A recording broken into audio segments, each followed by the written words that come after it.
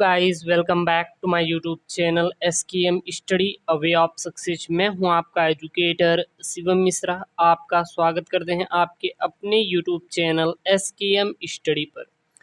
और यहां पे आज लेके आए हम कक्षा 12वीं का अध्याय 1 जो है चैप्टर 1। वो क्या है? जीवों में जनन। जी हाँ, जीवों में जनन का मैंने एक वीडियो में सारा का सारा चैप्टर कवर कर दिया है, लेकिन अब हम आपको एक एक हेडिंग करके पढ़ाएंगे। उसके बाद सेकेंड जो चैप्टर होगा उसको हेडिंग करके हम पूरा पूरा कंप्लीट करवा देंगे, फिर एक वीडियो में पूरा कंप्लीट दे देंगे। ठीक है, कुछ कुछ इस टाइप से, इस प्रकार से इस बार हम आपको पढ़ाएंगे। और 2022 में अच्छा स्कोर बच्चों ने किया था। अब 2023 का बैच शुरू हुआ है यहाँ पे फ्री ऑफ कॉस्ट, कोई दिक्कत नहीं। और इसकी नोट्स जाके हेडिंग बाय हेडिंग आप हमारे टेलीग्राम चैनल एसकेएम स्टडी से डाउनलोड कर पाएंगे। टेलीग्राम चैनल का नाम क्या है? SKM study.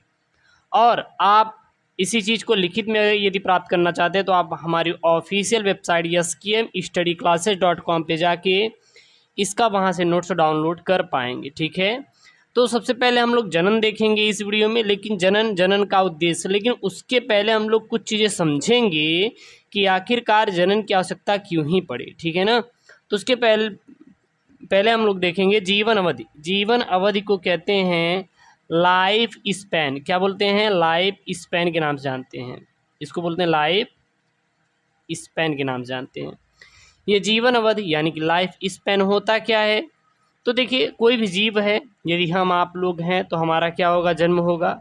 जन्म होने के बाद हम लोग की मृत्यु हो जाती है। अब वो मृत्यु किस प्रकार से होती है? या तो हम बीमार हो जाते हैं, या तो हमारा एक अवस्था आ जाती है कि हम 60-65 साल के हो गए हैं और अब हमारी क्या हो जाएगी? मृत्यु हो जाएगी। तो कुछ इस टाइप से होता है। तो जो जीवन अवधि है, ये लाइफ स्पेन होता क्या है? तो जीव का जन्म से लेकर प्राकृतिक मृत्यु तक की अवधि को जीवन अवधि कहते हैं।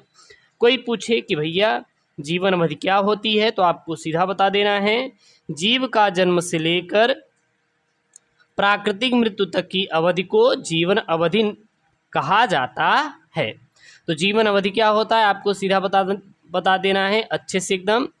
जीव का जन्म से लेकर प्राकृतिक मृत्यु तक की अवधि को जीवन अवधि कहती हैं। अब इसमें कुछ उदाहरण देखेंगे। जैसे उदाहरण में क्या क्या देखेंगे? जैसे हाथी। हाथी कितने वर्षों तक जीवित रहता है? 75 वर्षों तक जीवित रहता है। मनुष्य की बात करें तो मनुष्य 60 से 65 वर्ष तक। हाँ, इसको समय सीमा में बढ़ा सकते हैं, 70 भी जाते हैं, कोई 75 नहीं तो जो बुजुर्ग थे हमारे, वो हमारे अभी तक तो 100 साल क्रॉस कर चुके हैं। लेकिन एक जो वैज्ञानिक अगर जो देखें तो वैज्ञानिक जो अपना एक टाइम फिक्स किए हैं, वो टाइम जो फिक्स किए हैं वो केवल 65 से 70 वर्ष आप ले सकते हैं। ठीक है ना, या फिर 60 से 65 वर्ष तक लिया जाता है। तो हाथी कितने वर्ष तक जीवित होती है? 75 वर्षों तक। यह एक अनुमानित है, ऐसा नहीं है कि हाथी 75 वर्ष तक ही जिएगी। कई कई हाथियाँ बीमार हो जाती हैं, वो 10 वर्ष तक ही चलती हैं। कोई 30 वर्ष, कोई 100 क्रॉस कर जाती हैं, कोई 80। तो जो एक अनुमानित है उसको 75 वर्ष ही माना गया है। और अगला यहाँ पे कुत्ता। कुत्ता कितने वर्षों तक जीवित रहता है? 15 से 16 वर्षों तक कुत्ता जीवित रहता है। कुत्ते का जीवन काल 15 से 16 वर्ष तक होता है। धान क्या आपके घर में बुआई होती है? धान का जो जीवन काल होता है 3 से 4 माह, अर्थात 3 से 4 महीने का समय होता है। किसके पास होता है? धान के पास। जो राइस होती है, चावल होता है, चावल की खेती होती है आपके गांव में, आपके घर में। आप लोगों को चावल दाल बहुत पसंद ही होगा। ठीक है ना, तो धान 3 से 4 महीनों में तैयार हो जाता है। तोता आप लोग देखे होंगे, पैरट। तोता बहुत बच्चों को, बहुत लोगों को बहुत पसंद होता है। तोता पालने का शौक़ होता है, तो तोता भी अपने घर में पालते हैं। जो तो तोते की लिमिट होती है जीने की, वो कितनी होती है? 140 वर्षों तक वो जीता है। ठीक है ना। अब हम यहाँ पे कुछ नोट पॉइंट में देखेंगे, जो काफ़ी इंपॉर्टेंट पॉइंट मैंने यहाँ पे लिया है आप सभी के लिए। इस नोट पॉइंट पर आप लोग बारीकी से ध्यान देंगे। सबसे पहले नोट पॉइंट में मैंने यहाँ पे लिखा है, जीव की जीवन अवधि का जीव आकार से कोई, यहाँ पे क्या रहेगा? कोई सहसंबंध नहीं होता है। जीव की जीवन अवधि का जीव के आकार से कोई भी सहसंबंध नहीं होता है। अब यह बोलेंगे कि सर ये सहसंबंध होता क्या है, और ये जीवन अवधि है, जीवन के आकार से ऐसा क्या मतलब, इसका रीज़न क्या निकल रहा है? तो देखिएगा, जैसे कि यहाँ पे ध्यान दीजिएगा थोड़ा सा। जीव का जीवन अवधि का जीव के आकार से कोई सहसंबंध नहीं होगा, या फिर नहीं होता है। अर्थात यदि कोई भी जीव बहुत बड़ा है तो ज़रूरी नहीं है कि वो बहुत ज़्यादा वर्षों तक जीवित ही रहेगा, या फिर कोई जीव बहुत छोटा है तो ऐसा नहीं है कि वो 10 दिनों में उसकी मृत्यु हो जाएगी। उदाहरण के लिए जैसे हाथी, हाथी देख रहे हैं, हाथी बहुत बड़ा होता है शरीर से, शरीर के आकार में बहुत बड़ा होता है, लेकिन तब भी हाथी कितने वर्षों तक चलती है, केवल 75 वर्षों तक वो जीवित रह पाती है। तोता जो होता है वो कहीं ना कहीं हाथी से बहुत छोटा होता है, हाथी के जो पूंछ की लास्ट वाली पोजीशन होती है उतनी उसके बराबर ही तोता होता है, लेकिन तब भी तोता कितने वर्षों तक जीवित रहता है, 140 वर्षों तक जीवित होता है।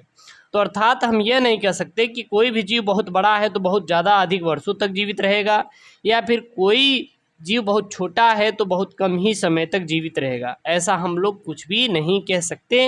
अर्थात लिख सकते हैं, छोटे जीव की जीवन अवधि कम व बड़े जीव की जीवन अवधि अधिक होती है, यह कहना बिल्कुल भी सही नहीं होगा। क्लियर है, क्योंकि यहाँ पे मैंने 2 एग्जाम्पल आपको प्यारे प्यारे समझा दिए हैं।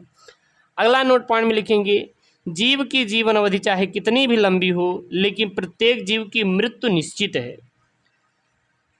कोई भी जीव है, वो चाहे कोई भी जीव हो सकता है, अपने जो पृथ्वी पर जितने भी जीव हैं इनकी जीवन अवधि चाहे कितनी भी लंबी ना हो, 500 वर्ष, 2000 से 3000 वर्षों तक क्यों ना हो, लेकिन उनकी मृत्यु एक निश्चित होती है कि वो अपने समय के बाद उनकी क्या हो जाएगी, मृत्यु हो जाएगी।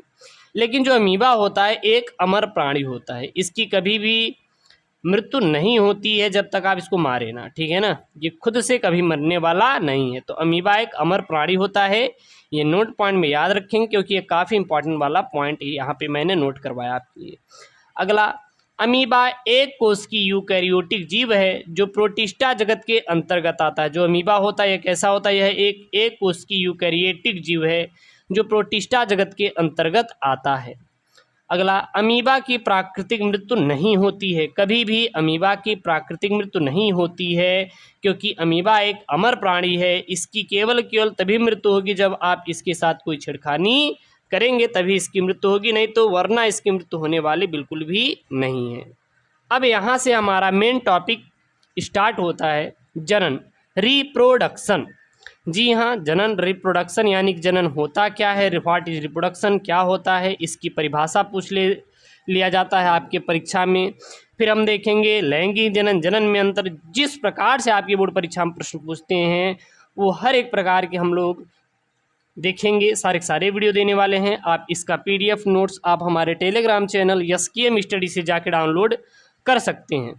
तो देखते हैं यहाँ पे जनन यानी कि रिप्रोडक्शन होता क्या है। तो जीवों द्वारा अपने समान नए जीव या छोटे जीव को जन्म देना ही जनन कहलाता है, या फिर जीवों द्वारा अपने समान नए संतान उत्पन्न करना जनन कहलाता है।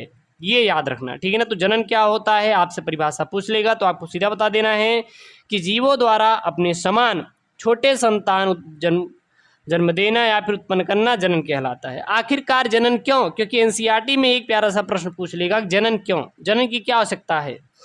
तो जीवों द्वारा अपने जात के अस्तित्व को बनाए रखने के लिए जनन की आवश्यकता पड़ती है। जो जीव होते हैं वो अपनी जात के अस्तित्व को बनाए रखना चाहते हैं और इसके लिए किसकी आवश्यकता पड़ती है, जनन की आवश्यकता पड़ती है। अब हम लोग NCERT के अनुसार जनन की परिभाषा देख लेते हैं। तो जीवों द्वारा अपने जात के अस्तित्व को बनाए रखने के लिए अपने समान नए छोटे जीव उत्पन्न करने की प्रक्रिया को जनन या प्रजनन कहलाता है। तो जो जनन या प्रजनन होता क्या है, तो जीवों द्वारा अपने जात के अस्तित्व को बनाए रखने के लिए अपने समान नए छोटे जीव उत्पन्न करने की प्रक्रिया जनन या प्रजनन कहलाती है। अब बात करेंगे जनन के उद्देश्य। जी हाँ, ये जनन का क्या उद्देश्य होता है, पर्पस ऑफ रिप्रोडक्शन, जनन क्यों किया जाता है, इसका मेन उद्देश्य क्या होता है। तो जनन द्वारा एक पीढ़ी से दूसरे पीढ़ी में जीवों की निरंतरता बनी रहती है, या फिर जो जीव होते हैं वो निरंतरता बनाए रखने के लिए एक पीढ़ी से दूसरे पीढ़ी के लिए जनन करते हैं। क्लियर है, इतना पॉइंट वाली बात है, समझ में आएगी नहीं। अगला है टाइप ऑफ रिप्रोडक्शन, यानी कि जनन के प्रकार। रिप्रोडक्शन कितने प्रकार के होते हैं, तो जो जनन होते हैं मुख्यतः 2 प्रकार के होते हैं, अलैंगिक जनन और लैंगिक जनन। लैंगिक जनन क्या होता है और अलैंगिक जनन क्या होता है, इसको हम लोग अगले वीडियो में देखेंगे, लेकिन इसमें देख लेते हैं अलैंगिक जनन असेक्सुअल रिप्रोडक्शन और लैंगिक जनन असेक्सुअल रिप्रोडक्शन। तो यहाँ पे 2 हैं, यहाँ पे असेक्सुअल अलैंगिक और लैंगिक जनन सेक्सुअल रिप्रोडक्शन। एक बात याद रखना नोट पॉइंट में, अलैंगिक जनन को एकल जीव जनन भी कहा जाता है। अब ऐसा क्यों कहा जाता है? क्योंकि केवल एक ही जनक भाग लेता है अलैंगिक जनन में। तो ये आपके कह सकते हैं आपके क्लास 12 बायोलॉजी का चैप्टर 1 का टॉपिक नंबर 1 है जनन जीवन अवधि के बारे में हम देखें, फिर इसमें जनन की परिभाषा देखें, जनन की क्या आवश्यकता है, जनन की क्या उद्देश्य है और जनन के प्रकार। तो इतने टॉपिक मैंने इसमें क्लियर कराया है। अगले वीडियो में हम लोग अलैंगिक जनन के बारे में देखेंगे। अलैंगिक जनन के बाद हम आपको बताएंगे अलैंगिक जनन के कितनी विधियां हैं, कितने प्रकार हैं, सारी चीज़ों को पढ़ेंगे। और हाँ, इसका नोट्स, इसका पीडीएफ, डेली पीडीएफ का नोट्स आप हमारे टेलीग्राम चैनल SKM स्टडी से प्राप्त कर सकते हैं और टेलीग्राम का चैनल का लिंक डिस्क्रिप्शन बॉक्स के अंदर दिया गया है। आज का जो क्लास का नोट्स है मैं आपके टेलीग्राम पे डाल दूंगा, जाके वहाँ पे नोट कर लीजिएगा। ओके दोस्तों, थैंक यू, जय हिंद।